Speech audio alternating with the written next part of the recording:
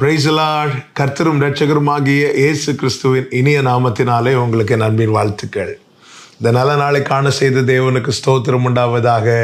இந்த நாள் உங்கள் ஒவ்வொருவருக்கும் நன்மையாய் ஆசீர்வாதமாய் இருக்க கர்த்தர் கிருபை செய்வாராக.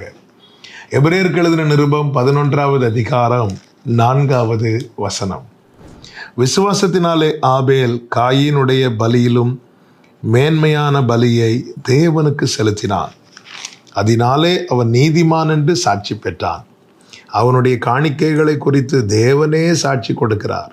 அவன் மரித்தும் இன்னும் பேசுகிறான். கர்த்தருடைய பரிசுத்த நாமம் மகிமைப்படுவதாக. ஆபேலின் சரித்திரம் நாம் எல்லாரும் அறிந்ததே. ஆபேல் பேசினதாக ஒரு வார்த்தை கூட வேதத்தில் நம்ம பார்க்க முடியாது. ஆபேலின் இரத்தம் பேசினது என்று சொல்லப்பட்டிருக்கிறது. இங்கே அவன் மரித்தும் இன்னும் பேசி கொண்டிருக்கிறான் என்று சொல்லப்பட்டிருக்கிறது. ஆதியாகமம் 4வது அதிகாரத்தில் பார்க்கிறோம்.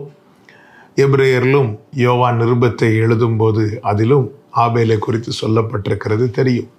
ஆனால் ஆபேல் இதை இப்படி சொன்னான், இதை இப்படி சொன்னான் என்று எங்கேயுமே பார்க்க முடியாது.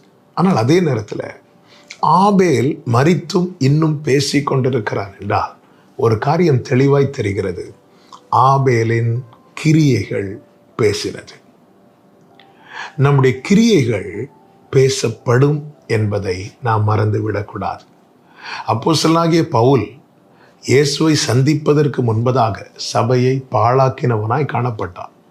எப்பொழுது தமஸ்குவுக்கு போகிற வழியிலே இயேசுவினால் சந்திக்கப்பட்டானோ அதன் பிறகு அவனுடைய கிரியைகளில் உண்டான மாற்றம் கலாத்தியர் 1 கடைசியில் சொல்லப்பட்டிருக்கிறது.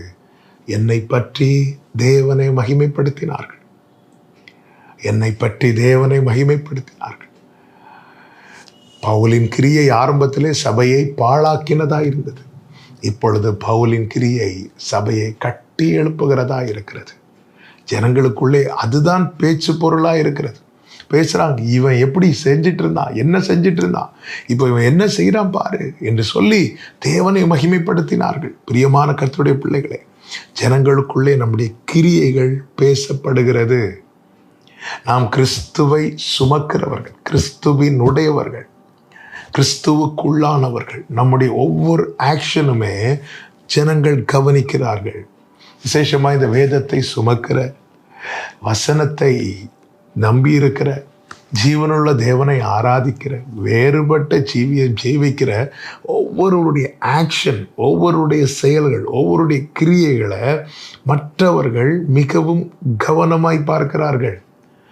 நம்முடைய பேச்சு கானானுக்கு அடுத்த பேச்சாக இருக்கிறது, பரலோகத்துக்குரிய பேச்சாக இருக்கிறது. ஆனால் நம்முடைய கிரியைகளோ உலகத்துக்கொத்தவர்களிலும் மிகவும் மோசமாக இருக்குமானால் நான் கானான் பரலோகம் பேசுகிறேன் அல்லவா, இதெல்லாம் பேசப்படுகிறது. என்னுடைய கிரியைகள் தான் பேசப்படும். ஆபேல் மரித்தும் இன்னும் பேசி கொண்டிருக்க காரணம் என்ன தெரியுமா? அவனுடைய கிரியைகள் உகந்ததாய் தேவனுக்கு ஏற்றதாய் காணப்பட்டது. நம்முடைய கிரியைகள் பேசப்படுகிறது. நம்முடைய கிரியைகள் பேசட்டும், தேவனுக்கு மகிமை உண்டாகட்டும்.